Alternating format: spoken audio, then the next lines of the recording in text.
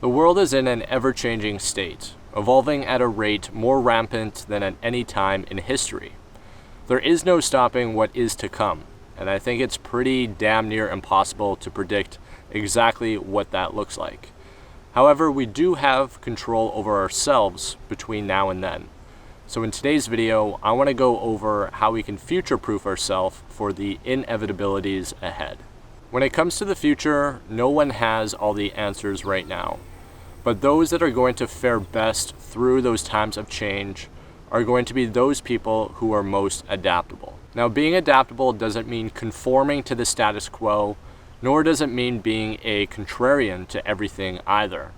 Adaptability simply means one's personal ability to adjust to new conditions.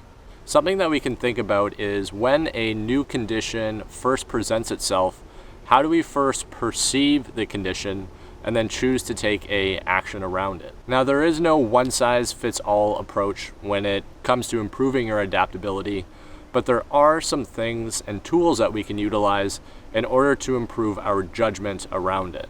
What I like to do is simply use thought experiments to give myself a better idea if what I'm doing in the moment is going to be something that is going to serve my future self. So I have a series of questions that I typically go through, and I'll give you an example of them. The first question is, by acting on this thought or on this new condition, am I going to better be serving my future self? By injecting ourselves into a future version of ourselves, we can have a more calculated judgment in the present moment. It's very easy to just be reactive and even somewhat irrational to things that are happening around us. And this doesn't tend to be what serves us best in the future, because we're reacting from a more emotional standpoint rather than one that can be more calculated or one that might better serve us at a later date. The intent with a thought experiment or asking yourself a question is to simply bring yourself back to a baseline. Get yourself out of that emotional reactive state and have a baseline that you can operate from where you're going to make a more sound decision based on just having better clarity and judgment in the moment. Now, it's important to remember that we don't want to suppress emotions or just bury them away and always act from almost like a robotic standpoint. What I would encourage you to do, and something that I continuously am trying to improve on, is actually experiencing the emotion fully. Experience it for what it is, not resist it at all. Just really try to almost accept that emotion and then let go of it. And once I let go of the emotion, that is when I'm going to go through that type of thought experiment or question to hopefully better prepare myself for returning myself to the baseline. Another way we can begin to future-proof ourselves is by learning relevant skills. Now, I'm sure you've heard of that before. Learn this skill, learn that skill.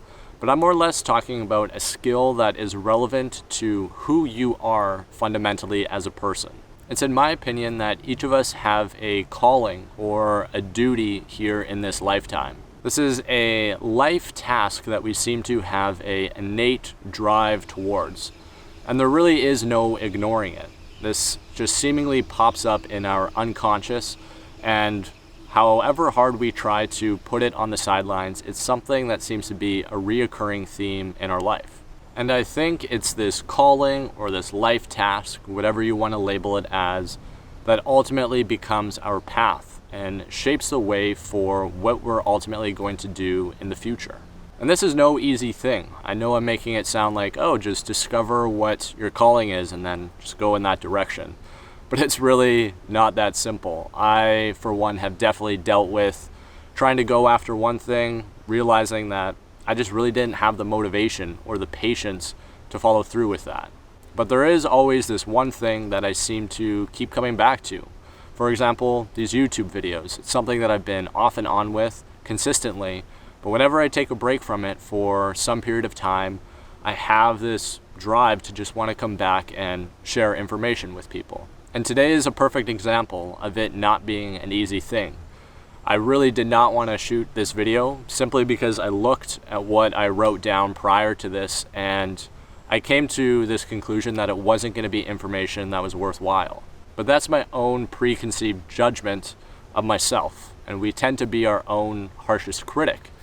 So when you do find or discover that calling in your life, it is going to be a very bumpy road full of ups and downs and vacillations between where you feel like you're doing the right thing, you're on top of the world, but also moments where you question and you doubt yourself and you're unsure if you're on the right path. And if you don't know what this is right now for you, that's totally okay as well. I don't entirely know what my path is either, but I do feel in alignment with the general direction that I'm going. And I think that's really all we can ask for ourselves in the grand scheme of things, is try to find something that we're passionate about, that we can muster up some motivation towards, and have momentary discipline to act on.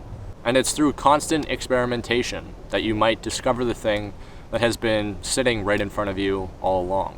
I certainly can't guarantee that the picture is going to be totally clear, but it's through our failures, our wins, through the emotional volatility of crying, laughing, being sad, being happy, that we ultimately learn to dig into deeper parts of ourselves and find a little bit more clarity in that alignment of what it is that we want to become. As the picture becomes slightly clearer and you're on your path to exploration and discovery about yourself, and you deal with the natural vacillations of life, you may fall victim to the learn thing quick schemes. Learn quick things schemes, that's the one. But the reality of the matter is there's no hack and there's no shortcut to self-mastery. Your life is an ongoing project that you have to commit to every day. And something that I try to keep in the back of my mind when I feel those moments of disarray or lack of discipline is daily outputs is ultimately what is going to yield long-term results. What I try to think about is what I do day to day, even if it seems insignificant or really minute at the time, is far more powerful than something that I do only a few times a week, say 6 months ago. What you'll find is the things that you only do 1, 2, or 3 times a week, they don't really stick. They don't really become a part of who you are. So what we're looking to do is create an overarching theme of who you are as a person and what that looks like day to day, and being able to act on those things each and every day. And it's through these conscious and deliberate actions that you can change the person that you are today into the person that you ultimately wish to become. If you want more information on discipline and how discipline actually works, then I would suggest you checking out a video that I made a few weeks back.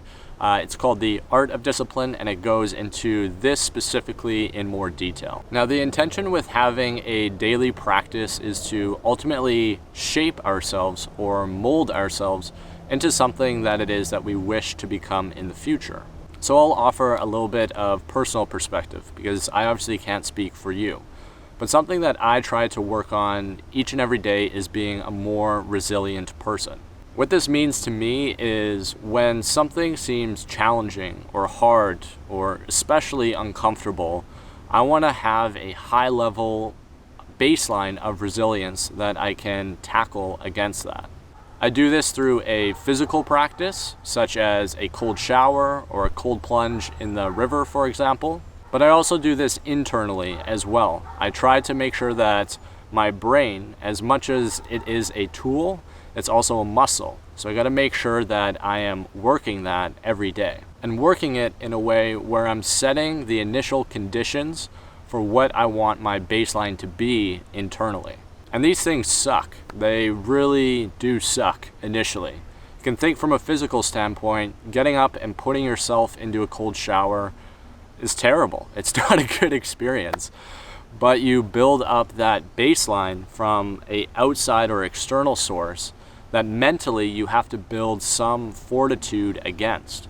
And for me anyway, it's by putting myself through these challenges that's gonna help strengthen me both physically and internally, that I can then fight the day with a little bit more ease. If that person cuts me off on the road or I face some unknown circumstance that I'm not prepared for, it doesn't seem so bad. And I think it's because I did something that I already didn't want to do and really sucked in the moment already.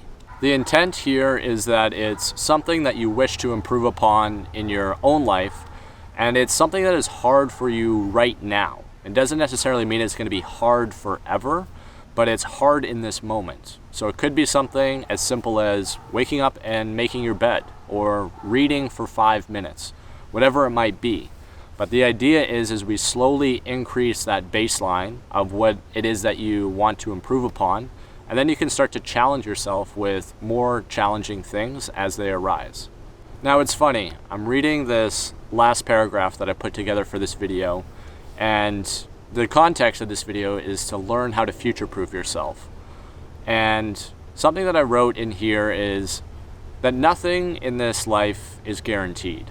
We can do all the right things, quote unquote. You can do all the right things for your physical body, for your mental fortitude. You can get all the right information from the best professors or the best books, however you want to consume content. But at the end of the day, I could go out and get hit by a car tomorrow. So could you. And it could be tragic. And that could be the end of our life right there.